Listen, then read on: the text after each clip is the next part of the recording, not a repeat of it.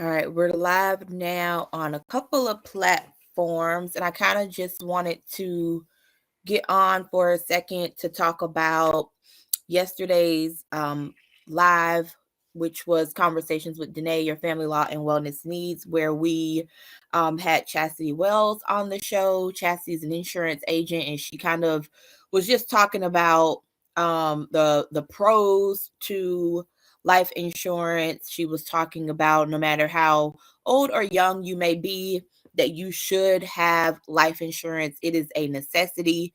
And it's not necessarily something that we should go without. And I think one of the things that we kind of talked about was the fact that life insurance isn't just necessarily meant for after death purposes, that life insurance can be used as a way to, pay for things that you may need, college expenses for your children, being able to pull from that, whether it may be you are unemployed unexpectedly and you've got to have a way to um, take care of yourself, right? Maybe you don't have short-term disability, or maybe you don't have that savings account that you maybe wish you had. And so that life insurance is going to enable you to be able to pull from it, depending on what type you have, and be able to live in a way that may not necessarily be what you're used to, but at least you're going to have something to hold on to. And so I just kind of wanted to hop on to kind of encourage everybody to make sure that you go back and look at the Conversations with Danae episode from yesterday if you have not already done so.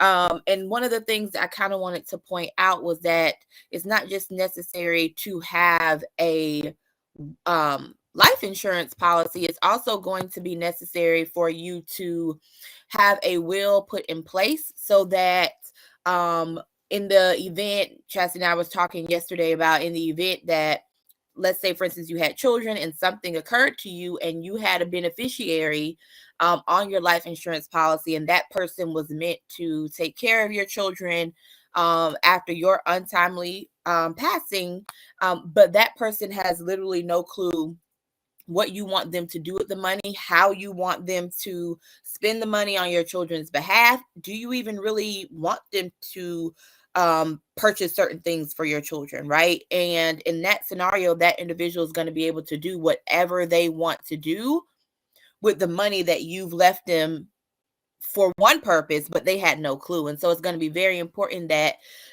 this year in 2022, that everybody is intentional about their lives, and we're not just living the day to day.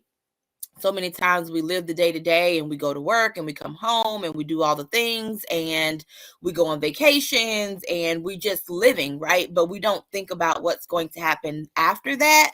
And so it's very important that we seek out counsel in order to create the wills and trust and all of those things that are going to be necessary to make our money worth something, right? And kind of make our lives worth something in a way, for lack of a better phrase. But just making sure that we are intentional this year is kind of why I'm just hopping on to remind you guys to make sure you watch the video from yesterday. It was quite lengthy, but I literally promise you there is tons of information there that you are going to be able to walk away from with being enlightened, something that you've never heard of before. So many people have this misconception about life insurance and all of that. So I just wanted to hop on to make sure that you guys go and check that out. Um, in addition to that, I wanted to kind of talk about family law, right? And life insurance. So a lot of people are not aware that when you're in a custody dispute or a child support action, that the court can order the non-custodial parent, the person who's paying the child support, to obtain a life insurance policy. And that life insurance policy is really for the benefit of the child, right? And so the child will be listed as the beneficiary, excuse me, and sometimes the custodial parent is listed as the trustee or the person who's in charge of that policy, because if you pass away and your child is under the age of 18, right, they have no authority to enter into a contract or anything of that nature. And so they're going to need someone who is older than 18 to act on their behalf, obtain that money, etc.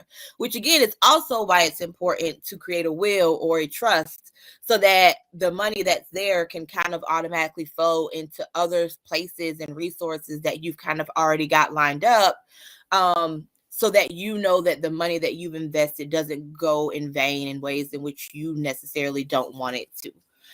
So I just want to hop on and kind of chat with you guys about that. If you guys have questions, if you're uncertain about the way that your child support order was maybe written, if it does or does not include life insurance terms in it, or your divorce decree, or maybe you're interested in life insurance and you want me to connect you with Chasity, make sure that you are reaching out to us, checking out our website, donmatthewsfirm.com. Follow us on Facebook, on Instagram, subscribe to our YouTube channel. We do conversations with Danae, your family law and wellness needs, every month. And we've got some great events planned this year. Our very first event this year will be a webinar in March, and that webinar is all about co-parenting, the do's, the don'ts, the trials, the tribulations, all of those things, the joys of co-parenting. And so I want to make sure that you are sharing that and getting registered for that. That information will be going out shortly, and registration links and things of that nature to be able to do that. So again, make sure that you watch the episode from yesterday. Reach out to Chasity at chastityawells.com.